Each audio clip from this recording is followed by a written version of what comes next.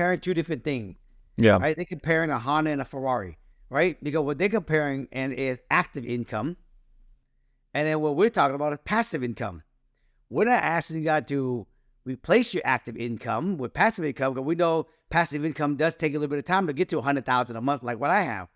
But I still do active income, and I just take my active income money and I park it for passive income, so I can have both. But the people ain't out there doing both. They only get active income, but they don't have. First of all, if you don't park your money in the real estate, you don't get appreciation. And then the cool thing is the appreciation, you don't have to pay tax on the appreciation. And then when you ever refi your house and get cash out, you don't have to pay no tax on the refi money. And then you got cash flow, the property being paid down by the tenant, right? You get all the tax benefits that come along with it. You get all that. Way more than someone going, oh, but I make X amount of money active income. Well, keep making it. You pay half of that shit to Uncle Sam anyway. What you going to get? What you going to have 20 years from now? Nothing. Yep. It's a hard truth, hard reality for a lot of people that they're going to, a lot of people find out, but it's too late, right? A lot of people find out when they're in their 50s or 60s that it might have been smart to park a couple of those. And the thing about it, Ann, is that there's not enough people that really try to explain the difference in active income and passive income. That's why people just think, oh, I make $1 million a year. You know how long it would take me to get $1 million a year in passive income? You know what I mean? Because they haven't seen both sides. They're not educated to see both sides. If they see what you and I see, they'd be like, well, shit, I'm making $1 million a year. I need to park some of this money over here so I can have some of that shit 20 years down the road. For sure. Yeah. So I don't want to let you go before I really wanted to get you on, right? You know that I'm expecting our first baby girl at the end of the month. Sir. Life's about You to have change. no idea, baby, what's coming to you. And having you as a mentor, a friend, since 2020 when we first connected, something that I really honor about you is the way you've been able to balance family, health, real estate, and knowing how ambitious you are. That's a lot of things to manage, right? So, yeah. Having had success in that, I wanted to make sure, have an opportunity to ask you a few questions around, how you were able to balance that, especially early on in your, family life. How did you change your routine, or how did things change for you early on when you had Russell, had Hudson, and kind of what are maybe a couple of tips that you could recommend for somebody that's an ambitious guy that wants to keep on keeping on, but also wants to put their family first? Yeah, man, this is such a big conversation, and because I see out there so many friends that you and I have, and they're not clear on their priority.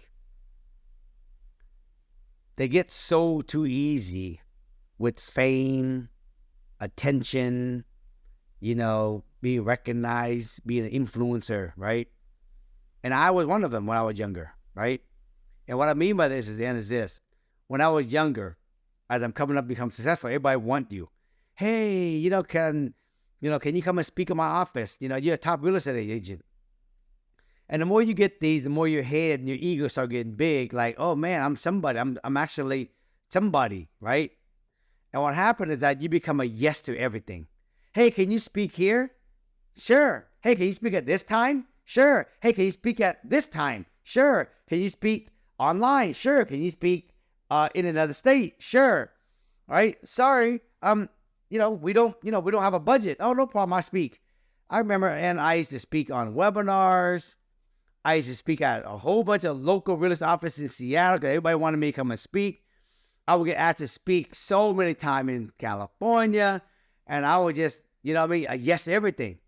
And what I didn't realize was I was doing it for the ego, but I didn't have my priority together. So I was out traveling and doing all this, trying to motivate, inspire other people, but I wasn't even clear why I was even doing it. Like, what's my end game for this whole thing, right?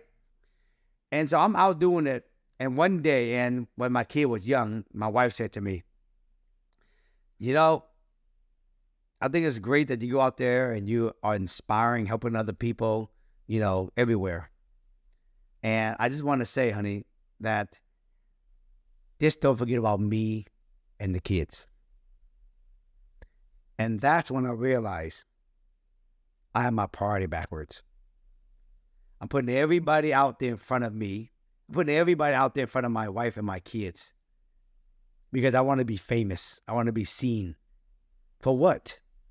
What the hell am I doing all this for? What is the end game for me anyways? Right? And I had to get my priority together.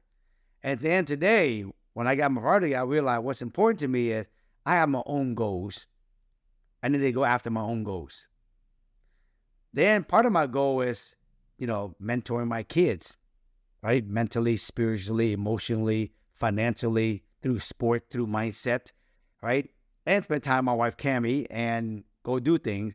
And me spend time meditating and working out. Those are all my goals. And so I basically make sure that I put on my calendar all my goals and things that I'm doing with myself, my work, my fitness, my meditating time, my family time, my dinner time, kids' sports time. I put it in my calendar. And now if somebody asks me to do something, if I don't have any space in my calendar, now I'm a no. But before, I would be a yes to everything, and then I put my family, my kids, hopefully on the calendar if I have it, any more room left.